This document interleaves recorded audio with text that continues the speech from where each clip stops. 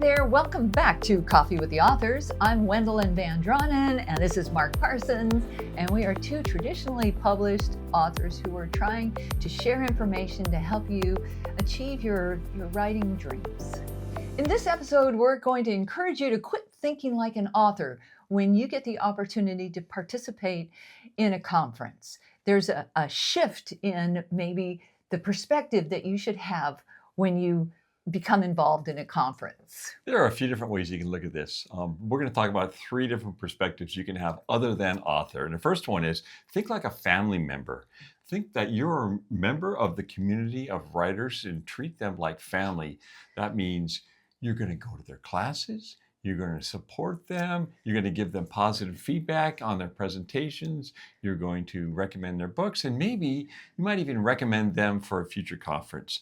The idea being this is not about networking in some business sense. Right. This is just about there really is kind of this fellowship of authors, and it's just good for your mental health to kind of be a member of that group of people. Yeah, and just think about how nice it is to get another author to compliment you either on your book or your presentation or just something.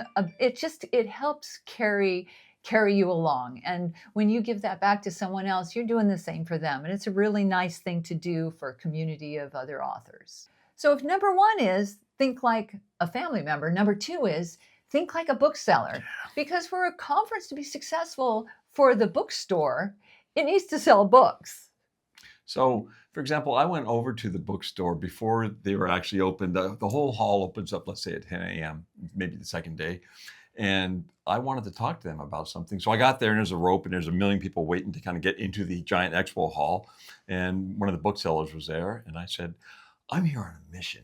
I need to find out which of our books you're selling so we know which ones to talk about during our presentation so that you might actually sell some books. And she said, perfect, come on in. She opened a little velvet rope. I went in, she closed the rope. Well, all those other people looked disappointed and wondered what kind of mission I was on. And I went over there and took pictures of, which books she had of ours so we could, adjust accordingly. Yeah.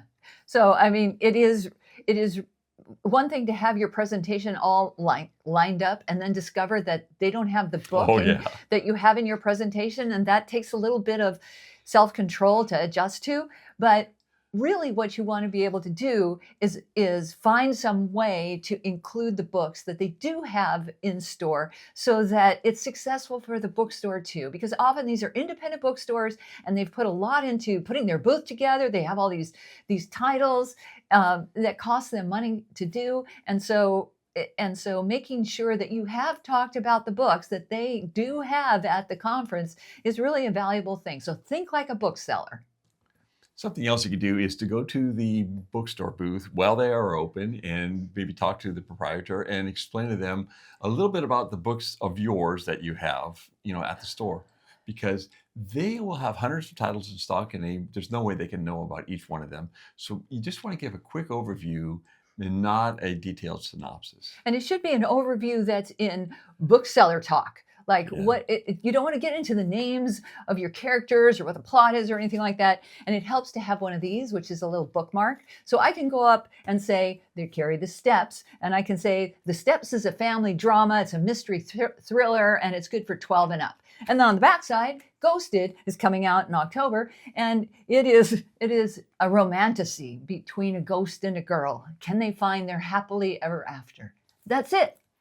And if they want to hear more, they can always ask and you can go into more detail. Something else you can do is you can offer to sign stock for them, but I wouldn't pressure because they know how many they want to keep and how many they have to return. Right. Inventory is expensive. Okay, so if number one is think like a family member and number two is think like a bookseller, number three is think like an attendee. Yeah. Think about when you go to a conference, what is it that you hope to take away from it?